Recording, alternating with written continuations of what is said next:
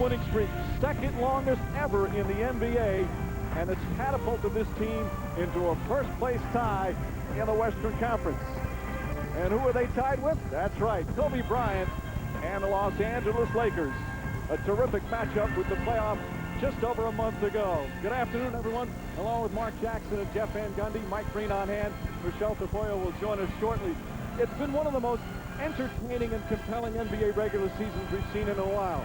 And right at the top of the list of the great stories are what these Rockets have done. Mark, how is this team, without Yao Ming the last 9 games, how are they doing this? I had a chance to talk to Coach Rick Adelman. He said, hey, we play with great intensity, and also we don't take possessions off, which is so crucial. Guys going out, getting the job done, role players being special.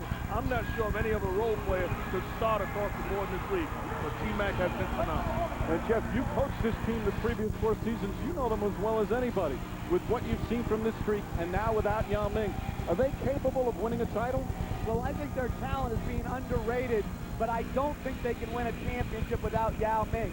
When you take a guy who averages 24 points off your roster for the rest of the year, it's too hard a task to win 4 playoff series. But McGrady has the ability to carry a team, and since Yao's been out, you see the numbers. He's capable of doing that. I expect them to win at least a first-round playoff series.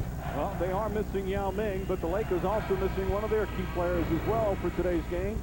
Pau Gasol, who's been so good since acquired by the Lakers, sprained his ankle Friday. He's going to miss several games, so they'll be shorthanded as well as we look at our Taco Bell starting lineups. And for the visitors, Vladimir Radmanovic and Ronny Turiaf now starting because of the various injuries with Derek Fisher, Kobe Bryant, and Lamar Odom. Meanwhile, for the home team Rockets, Tracy McGrady, of course, the main man. Dikembe Mutombo, the oldest player in the NBA, getting more minutes with Yao Ming out.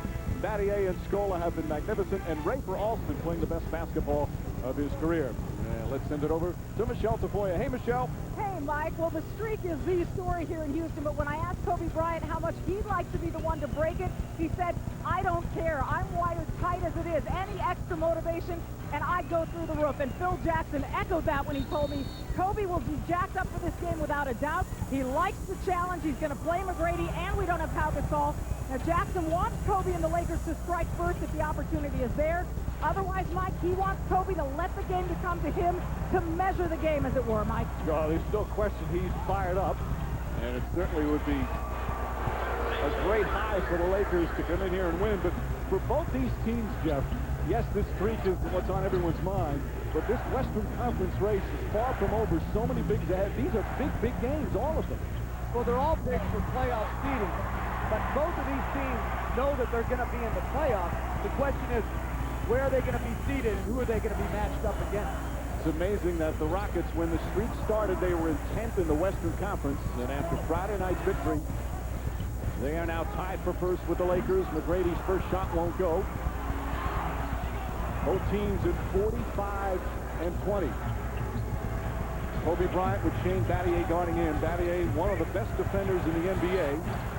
Bryant shot won't go. Odom the rebound. Back up, blocked by Mutombo. He had several key blocks on Friday night in a come-from-behind win against Charlotte to keep the streak alive. Battier for 3. And this crowd has been so wonderful throughout the streak. As Odom drives underneath, they're selling out all the games now. Bryant on the drive. Wild shot won't go. Mutombo the rebound. And once again, we see the impact of Dikembe Mutombo on the defensive end. Blocks the shot, and then Kobe Bryant dribble penetration alters his lane. There you see Rafer Alston setting it up. Alston playing some of the best basketball of his career. Nice feed inside. Scola blocked for the goaltend. So count 2 points for the rookie, Luis Scola. Rick Adelman, the veteran coach, who's been an excellent coach no matter where he's gone. One big in Sacramento, one big in Portland. Been to some NBA Finals. It's his first year. And Jeff, you know what was here, and you know some things he's kept, some things he's changed. He's done an unbelievable job. Yeah, he's definitely a Coach of the Year candidate. He's done a tremendous job keeping the ship right when they struggled early in the season against a very difficult schedule. Mark, though, he gave some credit to the guy who's sitting in between us. And I absolutely love that. I admired that about Coach Adelman. As opposed to saying, hey, it's a me, me, me, me, he gave credit to the guy that laid the foundation defensively for his team in Coach Van Gundy. Austin throws it away. They have been so good defensively. And what Adelman says is that it's every single night. Every single night they bring the energy. Every team in the NBA has nights where they just come out flat, but they have not had that really during the streak. That's why it's so important when you get guys on your team, make sure you have guys that are not going to quit, they don't take possessions off, and they compete. Mutombo already with 4 rebounds and a block shot. The Lakers have missed their first 6 shots from the field. McGrady. Austin, long three-pointer. That's good.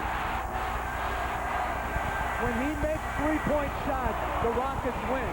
When he shoots the ball efficiently, that gives them enough without Yao and McGrady playing at a high level. They can score enough to win.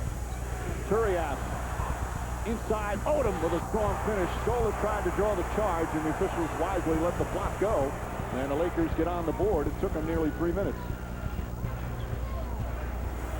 I watched Dikembe Mutombo. I just shake my head. Here's a guy that was not in the rotation, but it's so important to be ready when your number is called. Mutombo trying to keep it alive, and he does to Scola.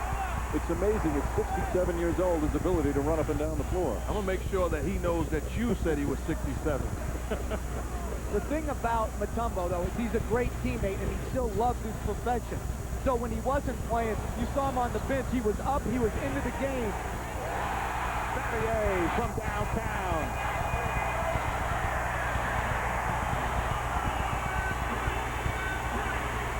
And it's been a quick start. Last 2 games of the streak, as Battier knocks it away, have been tough games for them. Kobe Bryant nails it. Friday night, they were down 13 here at home against Charlotte. The previous Wednesday, they were down 10 in Atlanta, so they haven't played particularly well offensively last couple, but they continue to win with their defense. Now, if you're going to be consistent on the defensive end, you're going to win your share of ball game. This is a team that's totally unselfish on both ends of the floor. Scola with a foul, reach in. You see guys making plays for each other. McGrady hands it to Battier. Rafer just roams the perimeter, knocks down the three-pointer. Unselfish play, and it's contagious. So Rafer Alston, dribble penetration, rewards Battier for making a play for him. And early in the season, they were not making the three-point jump shot. In the winning streak, they started to shoot the three much better, and that's such an important component to their game. Turiaf does a good job going right at Mutombo. And the Laker bench has really picked up with all the injuries that this team has had. Lakers have been terrific dealing with injuries. The bench players like Turiaf and Radmanovic and Farmar and Vujacic. Austin again from way downtown. 6 points, 2 assists in the early going for Austin. And he'd been struggling last couple of games shooting the ball. Odom lost it. Battier comes up with it. Bryant takes it away. McGrady dives on him. It's like a rugby scrum and a hell ball. You can see the energy across the board. Guys hitting the deck. This is how you win, put together a winning streak like the Rockets have. Kobe Bryant hits the floor. T-Mac doesn't watch like he has on a tuxedo. Hits the deck also, forcing the jump ball. So McGrady and Bryant will jump. 2 of the most explosive players in the NBA. McGrady yesterday telling us Kobe Bryant is without question the best player in the league. He's his MVP. Everybody patting each other on the back nicely. I'd try to tame that tiger named Kobe Bryant, too. He stole that tap. Bryant, by the way, is guarding McGrady. Shot clock at 7. McGrady on the drive, trying to find Scola, throws it away. Second turnover. Bryant to Radmanovic. Good defense from Battier.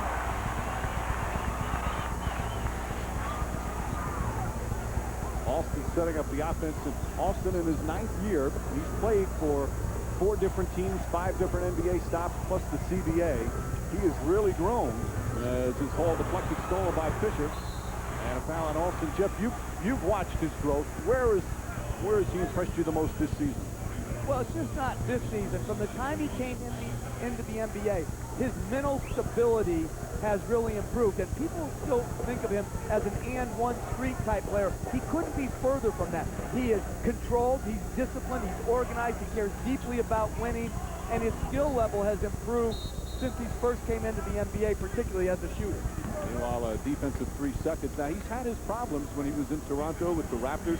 He had a meltdown with Coach Sam Mitchell. He talked about quitting. He was having his difficulty. Didn't like his role. Didn't like the way the season was going. So he's had his ups and downs, but he is very passionate. I think when you talk about the situation in Toronto with Coach Sam Mitchell, that's both guys to blame to a certain degree. But you look at Rafe Alston, people don't understand, this is arguably the greatest playground legend in the history of basketball. And here's a guy that has toned his game down and is playing professional basketball, getting it done at the highest level. And I think Rafer's passion, like most people's passion, sometimes goes overboard. Well, I had an incident with him last year against San Antonio, but hey, that's what you expect sometimes as Turiaf gets fouled on a cut to the basket. You can't ask a guy to be like walk that line all the time of passion and never go over it. That foul on Scola, his second, so Chuck Hayes, another one of the role players for the Rockets. Scola, the rookie from Argentina, he has been just superb, a Rookie of the Year candidate, there's no question. And his role was picked up since Yao Ming went out with the injury. But they don't lose a lot with some of these players in terms of energy and hustle and defense, and Chuck Hayes fits that bill. Well, the thing that remains constant is the energy and effort. They don't lose anything because of that. Guys leave it on the floor, and it's refreshing as a coach to be able to look down the bench and know what you're going to get. And Chuck Hayes started for most of last year, and they're missing Carl Landry tonight, but Chuck Hayes improves them defensively, improves them rebounding-wise. He's just not the offensive threat that Scola is. Carl Landry, the rookie from Purdue, who you mentioned, out with a sore knee, so he's in street clothes for the 5th straight game. 3-point Rockets lead. We're midway through the first. Alston, instant hot, kicks it up, knocks down his 3rd 3-pointer already.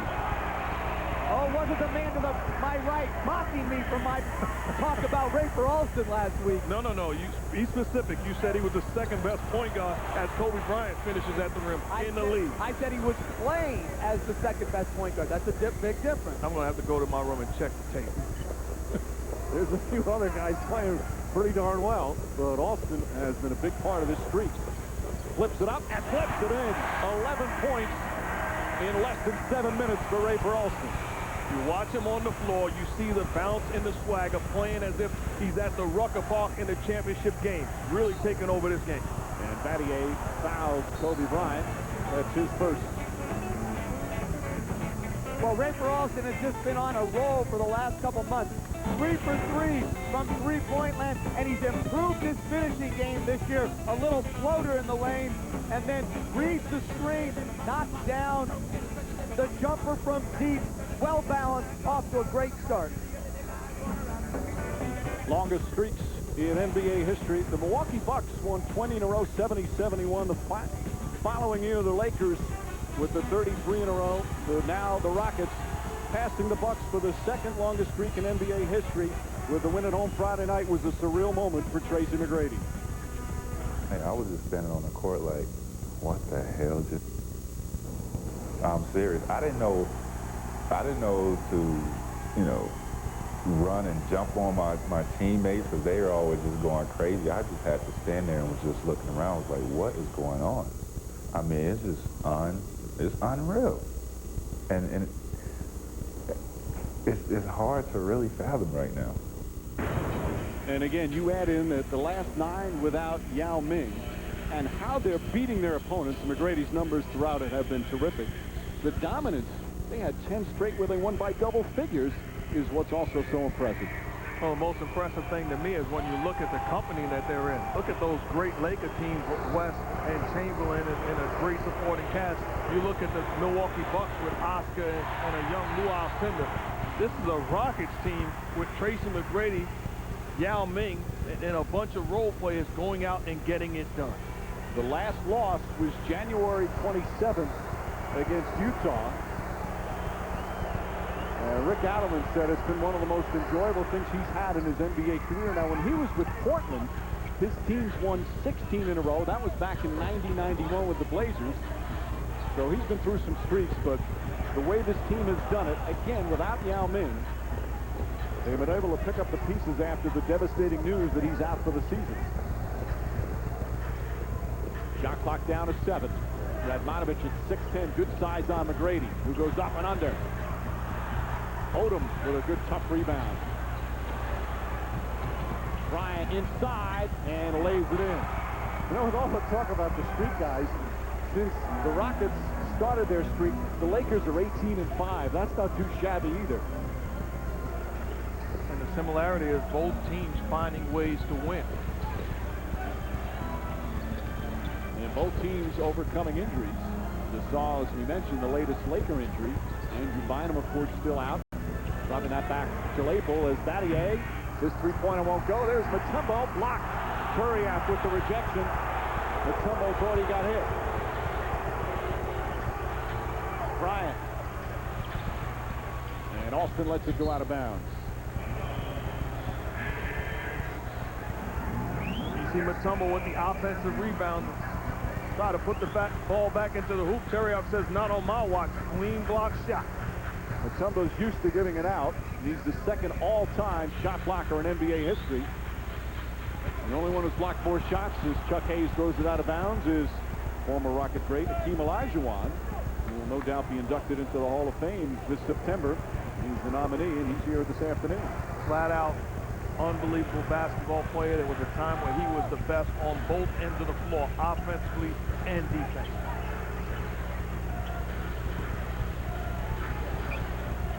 Battier put to the test today. Kobe Bryant short again. You've watched Battier defend. He's just tremendous. Right, and he just threw an offensive foul right there from Bryant. The thing I love about their strategy is they're not coming to double Bryant and open up the floor for everybody else. Thus, Bryant's left to hit home runs, and if they're trying to do that, Bryant may have a big night, but the Lakers will not beat the Rockets with a one-man explosion. Radmanovich stays on McGrady. Remember when you coached him, you said Battier was the finest competitor you've ever coached. Oh, there's no question. He comes ready to play every single day, practice games. He plays for the team. He plays for his teammates. And if there is any NBA player that is egoless, it's Shane Battier. And they won a home run in that trade with Rudy Gay. And everyone else wants to say the other things because it's numbers driven. Battier is winning driven. Just like he was at Duke. Meanwhile, a foul as Austin will go. But turnovers hurting the Rockets a bit. That's their 5th turnover. And the Lakers, Kobe Bryant, able to convert down the other end. Bryant has 9 points. The last 7 Laker buckets. With just under 3 minutes remaining. First quarter in Houston. Rockets with their 21-game winning streak. Lead by 1. NBA Sunday on ABC. Brought to you by Kia Motors. Kia, the power to surprise.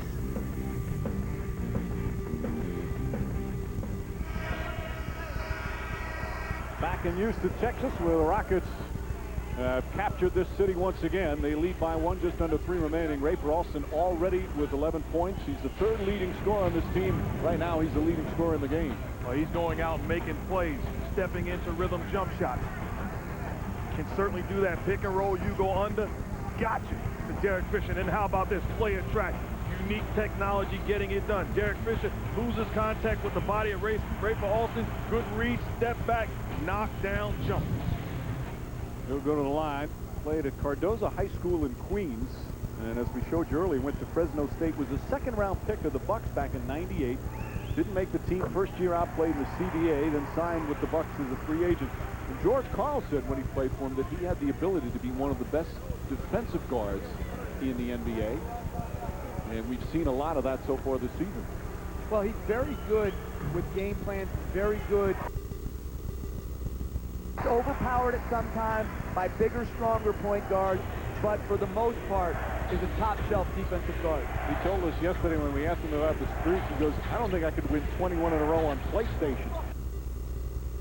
For number 22 in the NBA, Radmanovich showing his range.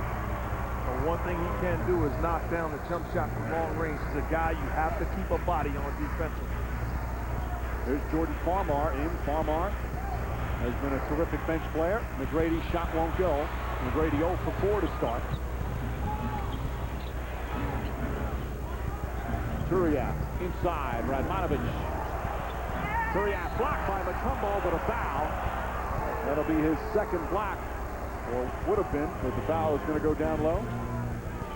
So right now, game tied at 18. All right, this is an interesting scenario for you to come back. You've done a couple of games here, but you coached this team the previous 4 seasons. There's obviously some real pride in what these players are doing, but there's got to be some mixed emotions for you, don't there? Well, certainly there's a twinge of regret that I wasn't able to help them win in the playoffs the last couple years when we had legitimate chances, particularly last year in the 7th game against Utah here.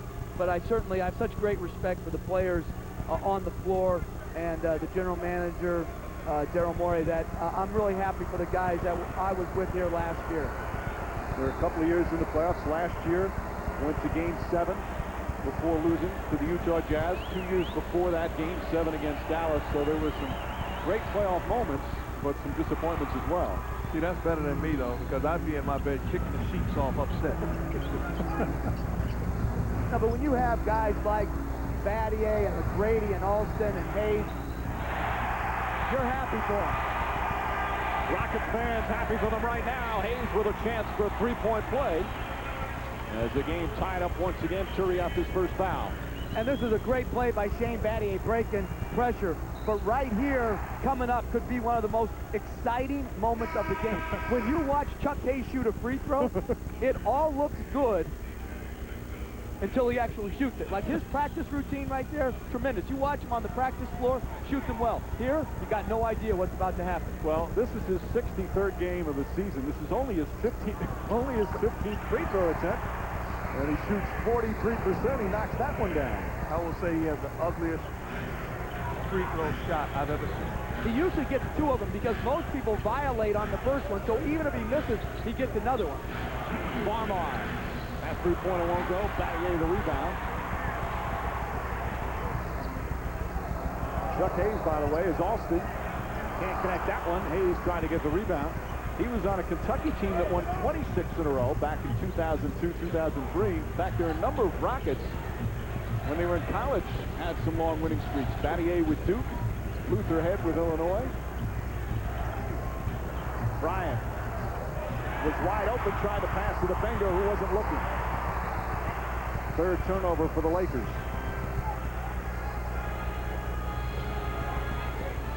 McGrady still looking for his first points, yet the Rockets still lead by 1. Drives on Onum, gets inside, kicks it back out. Alston for 3. Bang! His 4th three-pointer of the first quarter.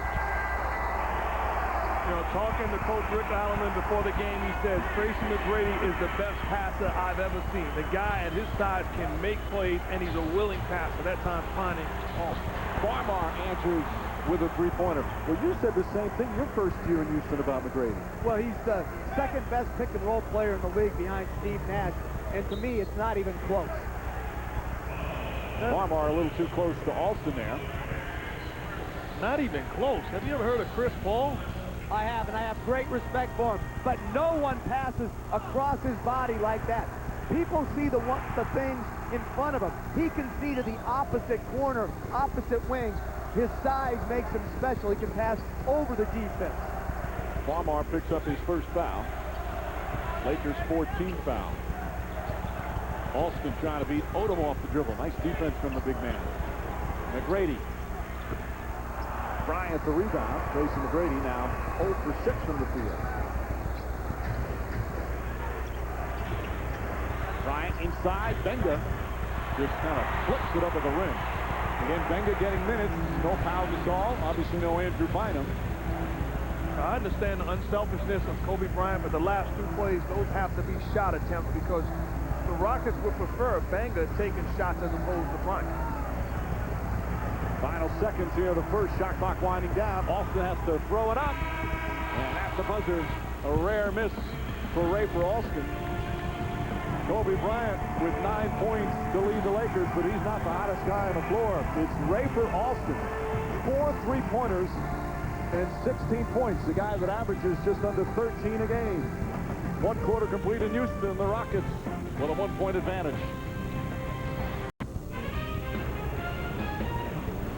Back in Houston, Lakers trail by 1. Phil Jackson, you said before the game there would have to be adjustments without Pau Gasol. What of those adjustments is working so far? What's not?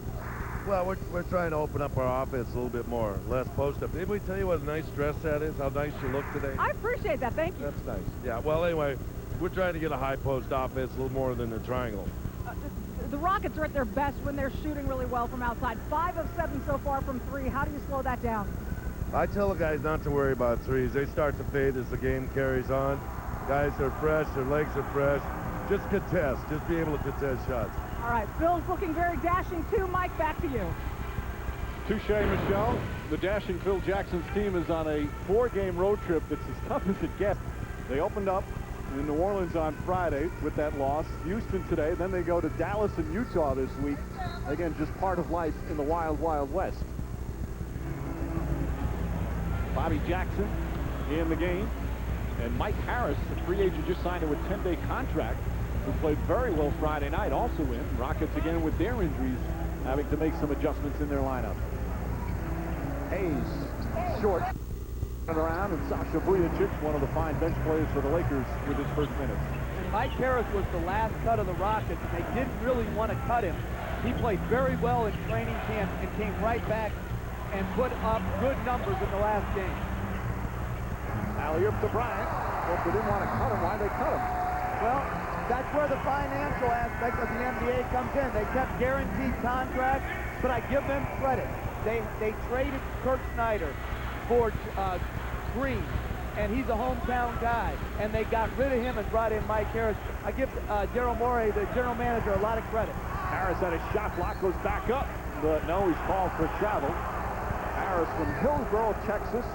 Played his college ball in Texas with Rice. Wasn't drafted back in 2005 after 4 years of college. Played a year in the Ukraine. And this year, after the Bucks let him go in training camp, he went over to China and played in China. Averaged 24 points a game in China. He had a 46-point, 26-rebound game in the Chinese basketball league. I'll give him a lot of credit, because how many guys put their head down and never heard of again? Here's a guy that took care of business and now has an opportunity. I give him a lot of credit, but I don't care about no numbers in China, okay? Don't be bringing out numbers in China. I had a guy who was with us, Torrey Bragg. We asked him, who's played the 7th game in a playoff series? And he was the only guy to raise his hand, Mike. And I said, where did you play the 7th grade? He said, in Russia. Didn't count. No, I'm sorry. We're talking NBA. Well, Bobby Jackson's played in a couple